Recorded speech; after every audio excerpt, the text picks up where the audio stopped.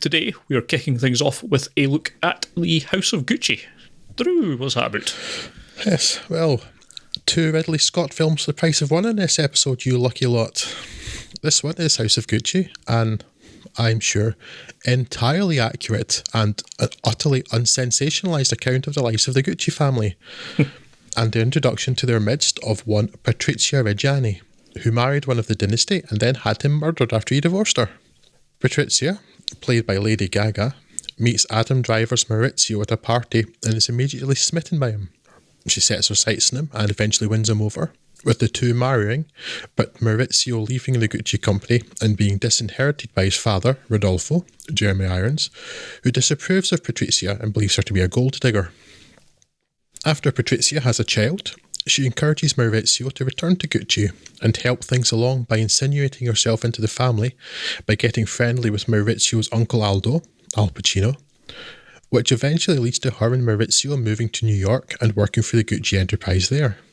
Her ambitions don't end there though, and she sets her sight on she and Maurizio taking control of the company, being willing to sacrifice Aldo and anyone else who crosses her path in order to do it.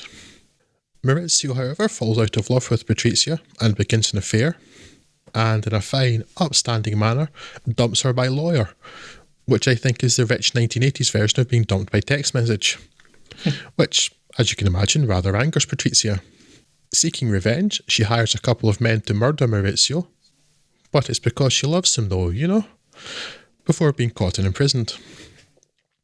House of Gucci is a reasonably entertaining film, and the performances are all solid to great, with particular plaudits going to Lady Gaga, who continues to prove herself a very fine actor indeed. She certainly makes Patrizia a much more compelling and sympathetic character than she has any right to be.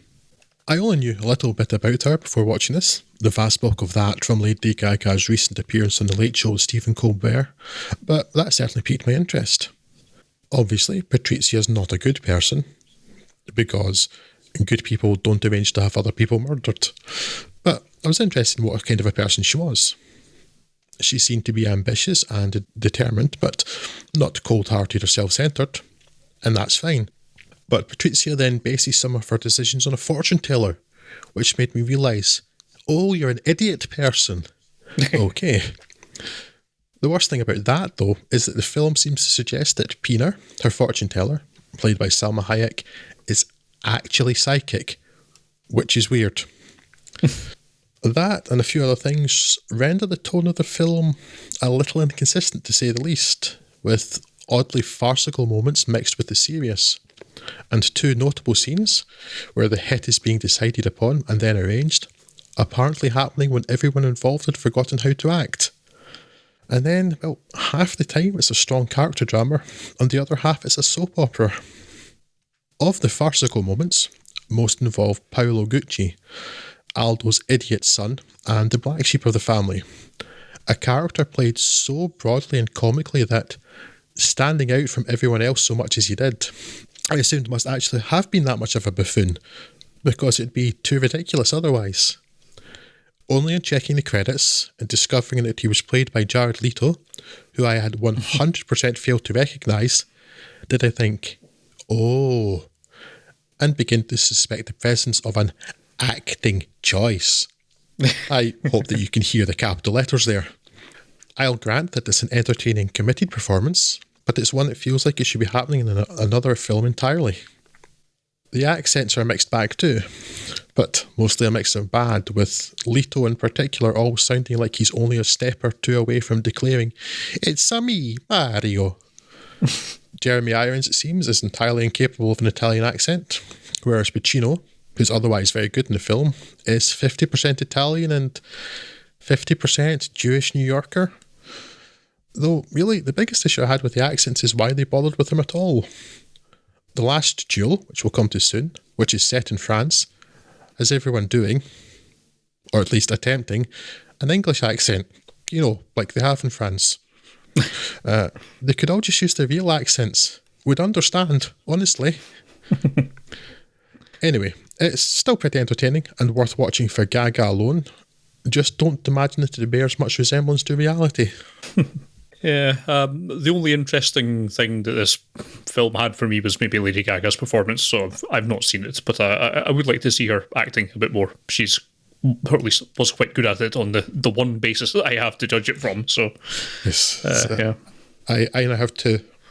yeah.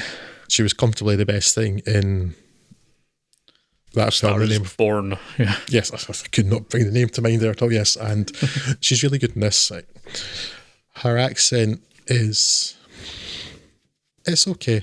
Although I did see one person, a dialect coach, an actual Italian, describe it sounding more like Russian, and I'll bow to her because I think she would know better. yes. But it wasn't like off-putting in that, whereas Jared Leto's is so broad, Jeremy Irons is non-existent, Adam Driver's is fine, I guess, but it's, yeah, why are you doing Italian accent? You're not speaking in Italian. Yeah. We understand it's acting. What are you doing? It's a strange choice, and yeah, I even having not seen it, I would still much rather they didn't. Yeah, and it's something welcome, and specifically today because of The Last Duel, where they're in France but nobody's doing a French accent, and only half the cast is doing an English accent. Although I'm not sure whether that's choice or ability. But Yeah. coming from the same director, and the same director, of course, who directed Gladiator, where everybody was also English. Yes, even the Australians. Yes, it's always odd. I don't know how it's become so normalised now that ancient people they'll sound like English people, right? Mm-hmm. Yeah. But yeah, okay. But yeah, if you were speaking Italian, then you'd want an Italian accent. If you're speaking in English, we understand the setting. Yes. We'll just want the performance. You don't have to try and put an accent on. Yeah, I just find such things odd. I mean, there may be arguments for it sometimes. At least if it's a film about Italian people set in Italy, there's a strong argument they would at least attempt an Italian accent. I guess it's much more fitting than The Last Duel or Gladiator, but Yeah. yeah, I just find it odd. But yeah, Lady Gaga's really, really good, and I realise probably worth seeing it for her alone. And it's quite entertaining. It's just there's no way most of this happened. Most of the situation, you'd understand it would be at best dramatised, but Yeah. given you can't possibly know what happened behind closed doors, then it's clearly just entirely made up out of whole cloth. But some of it's so daft, and Jared Leto's performance honestly feels like it's from a completely different film with a completely different tone. I mean, he's unrecognisable. I really is. If I knew he was in it, I'd forgotten it. I did my same thing of every time I sit down to watch a film, I decide that I'm going to pay attention to the producer, the writer, the directors. Although I do normally the stars at the start, and within 30 seconds of the film starting, I've already completely forgotten to pay any attention to the credits. I'm looking at everything else instead. Yeah. So I didn't notice his name, and I had no idea who it was. And he got there, it's like, oh, that explains things. I mean, it's not that he's a bad actor. I don't think he is, but he's a he's definitely a him actor. Yeah. Yeah, I do recommend it though. It's just it's so weird tonally, Yeah.